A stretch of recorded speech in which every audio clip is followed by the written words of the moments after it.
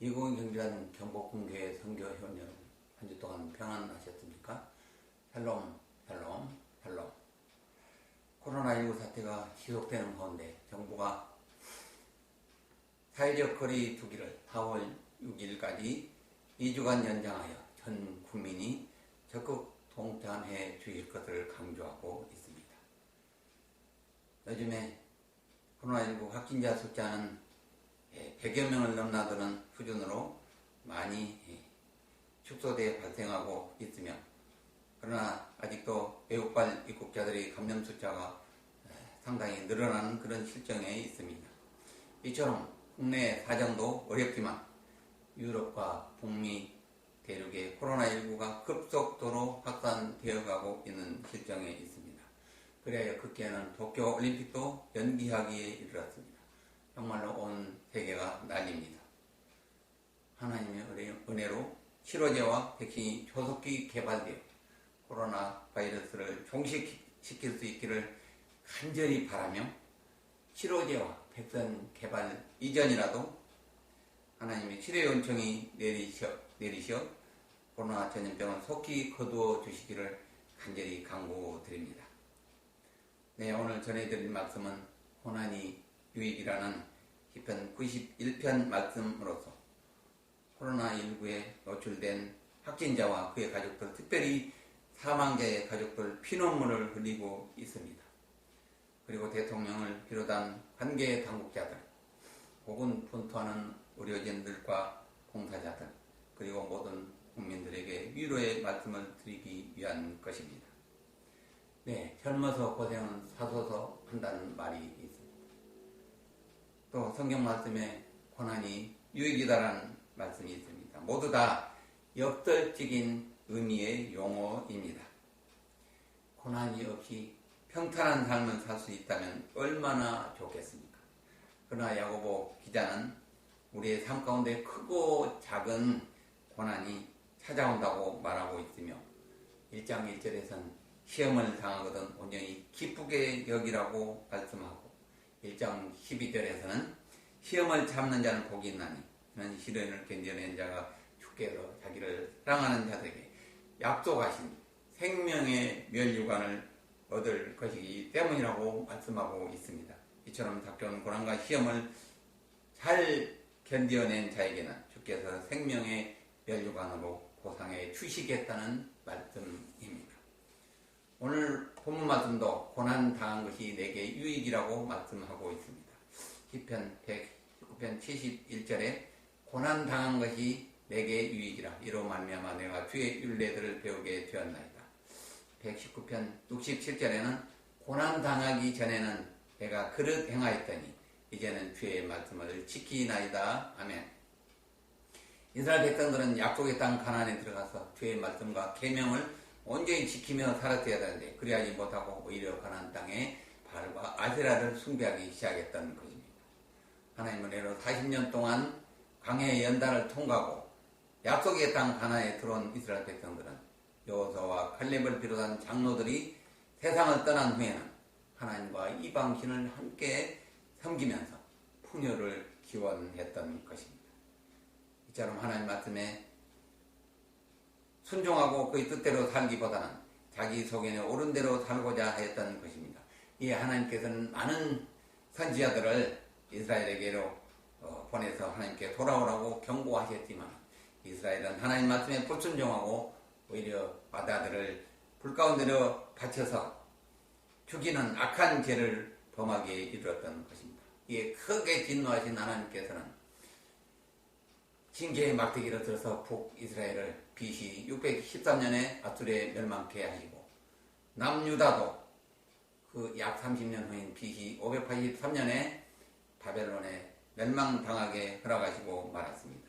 이처럼 나라가 망하고 성전이 온전히 회파되고 바벨론 포로 생활이 시작되었을 때에 비로소 그들은 하나님의 계명과 율법을 지키지 아니했기 때문에 우상 숭배에 빠지게 되었고 하나님의 징계를 받았음을 깨닫고 통회의 눈물을 흘렸던 것입니다. 그래서 이스라엘은 바벨론 포로 귀환 이후 모세오경 즉 토라를 철저하게 지키게 되었으며 심지어는 613가지 장로 유전을 만들어서 하나님 말씀을 더욱 잘 지키려고 노력을 경주하였던 것입니다. 이스라엘은 선민의식이 철저하게 짓밟혀진 바벨론 유수의 고난을 통해서 하나님의 말씀이 들리게 되었고 하나님 말씀에 불순종하고 우상 숭배하며 살았던 자신의 과오를 뉘우치게 되었던 것입니다.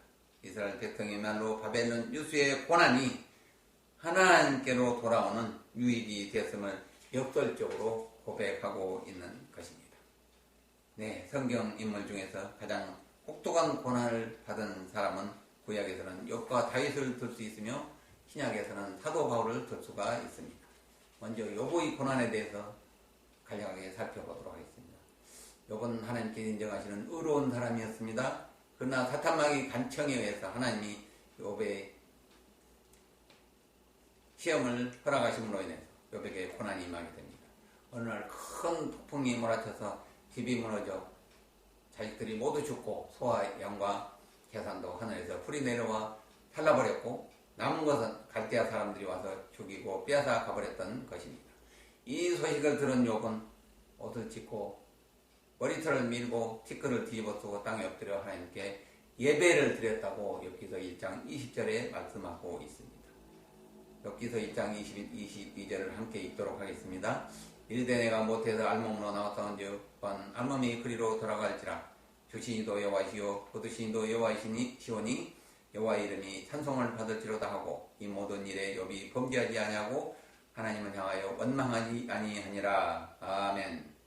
욥은 어느 날 갑자기 10명의 자식들과 재산을 모두 잃고 급기야는 자신도 정수리에 욕창이 생겨서 기와장으로 헌대를 긋고 앉아있는 철저한 몰골이 되었던 것입니다.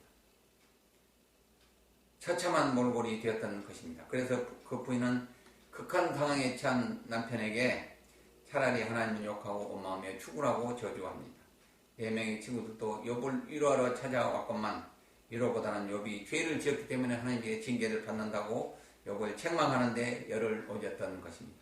그러나 욥은 하나님이 인정하신 바대로 의인임에 틀림없었습니다. 만약 우리 같았으면 범인 같았으면 하나님을 원망한 것이 먼저였을 것입니다. 아니 하나님 어떻게 그러실 수가 있습니까? 나는 하나님을 경외하며 연약한 이웃을 보살피기에 누구보다도 최선을 다하고 앞장섰습니다. 내게 무슨 죄가 있다고 이렇게 처참한 벌을 내리십니까? 왜 하필이면 접니까?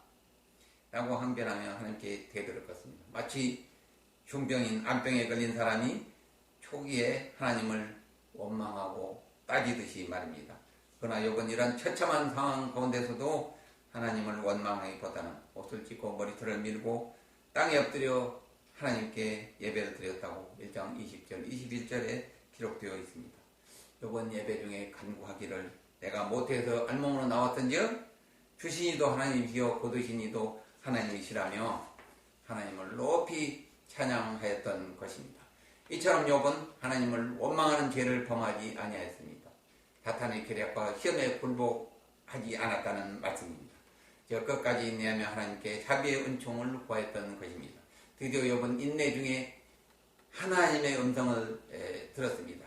음성을만 듣던 하나님을 이제는 눈으로 배울 수 있게 되었다고 또한 고백을 하고 있습니다. 이처럼 극한 상황 가운데서 하나님을 원망하지 아니하고 하나님께 예배드리고 인내하며 하나님을 찬양한 욥에게 하나님께서는 이전보다도 갑절의 복을 주셔서 양과 소가 2배가 되었으며 7 아들과 딸 셋을 다시 주셨는데 그의 딸들은 세상에서 가장 아름다웠다고 기록되고 있습니다. 고난을 통과한 욥은 현금같이 태어나서 하나님으로부터 이전보다 갑절의 은혜와 복을 받게 된 것입니다. 한편 양치기 소년 다윗은 하나님 마음에 합한 자로 발탁되어서 사울왕의 후계자로 기름 부음을 받게 됩니다. 하나님의 충만한 다윗은 블레셋 거인 장수 골리앗을 쓰러뜨립니다. 사울은 천천히요 다윗은 만만이라는 이스라엘 백성들의 칭송 때문에 사울왕의 미움을 받아서 그의 영광은 잠시요 사울왕으로부터 쫓기는 신세가 되었으며 사울왕은 무려 13년 동안 3,000명의 병력을 동원하여 다윗을 죽이려고 쫓아다니게 되었던 것입니다. 그동안 다윗이 겪은 고난은 이루 말할 수가 없었으며 다윗은 수많은 시편에서 증거하듯이 하나님을 의지하여 하나님 부활의 죽음의 고난에서 살아남을 수가 있었던 것입니다. 불과 강원도만한 넓이의 이스라엘 나라입니다. 그 중에서 광야는 2분의 1이면 얼마나 크지 않는 그런 지역에서 13년을 도피하고 살아남을 수 있던 건 오직 하나님께서 지켜주시고 보호해 주셨기 때문입니다. 그래서 다윗은 시편 23편에도 고백하듯이 사망의 음침한 골짜기를 다닐지라도 내가 해를 두려워하지 않습니다. 왜냐하면 주의 지팡이와 막대기가 나를 안위하기 때문입니다. 라고 고백하면서 나는 여호와의 집에 영원히 거하기를 사모한다고 또한 고백하고 있습니다.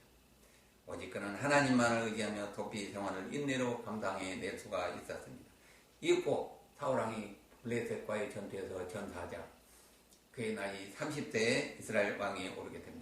어찌 보면 13년 동안 고난기간을 통해서 하나님을 더욱 가까이 체험하였으며 하나님의 뜻을 깨닫게 됨으로써 하나님도 이렇게 합당한 훌륭한 전무후무한 왕이 될 수 있었던 것입니다. 다윗에게는 도피 생활 중에 겪은 고난이 큰 유익이 되어서 그 훌륭한 왕이 되게 하는 밑거름이 되었던 것입니다. 신약 시대에 들어서서 가장 예수님을 많이 닮은 사람이 사도 바울이라고 말하고 있습니다. 그런 예수님을 전하는 일 때문에 자기의 모든 기득권을 배설물처럼 다 버렸다고 고백하고 있습니다.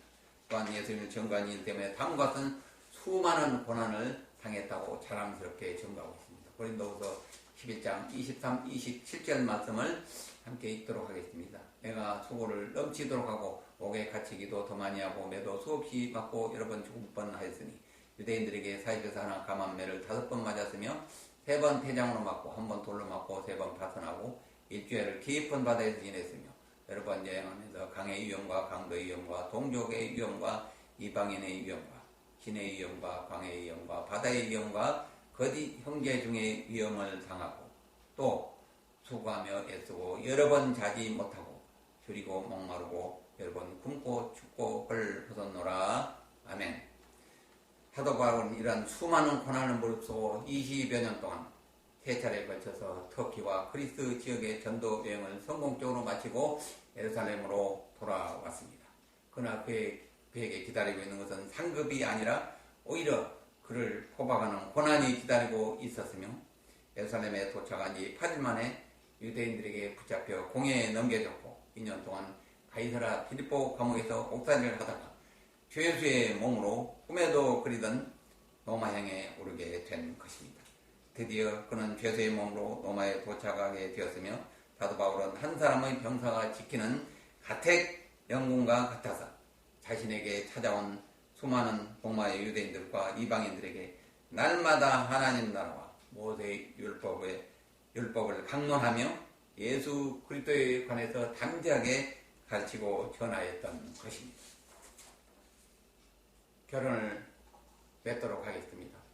고난이 유익이라는 시편 119편 역설의 말씀처럼 이스라엘 백성들은 바벨론 포로 생활을 통해서 하나님의 말씀과 귀를 배우고 깨닫게 되었던 것입니다. 그리하여 포로 귀환 이후에는 모세의 오경을 비롯한 율법을 철저히 지키려고 몸부림쳤던 것입니다. 그래서 예수님 말씀하시기를 바리새인과 서기관 같지 않으면 하나님 나라에 들어갈 수 없다고 말씀하신 것은 그들의 율법 준수가 어떠했는가를 보여주는 한 단면을 볼 수 있는 것입니다. 욥과 요셉, 다윗, 사도 바울을 통해서 그들이 겪은 극심한 고난이 그들에게 크나큰 유익이 됨으로써 하나님께 내리시는 갑절의 은혜의 복을 받고 하나님이 도구로 귀하게 쓰임받는 밑거름이 되었던 것입니다.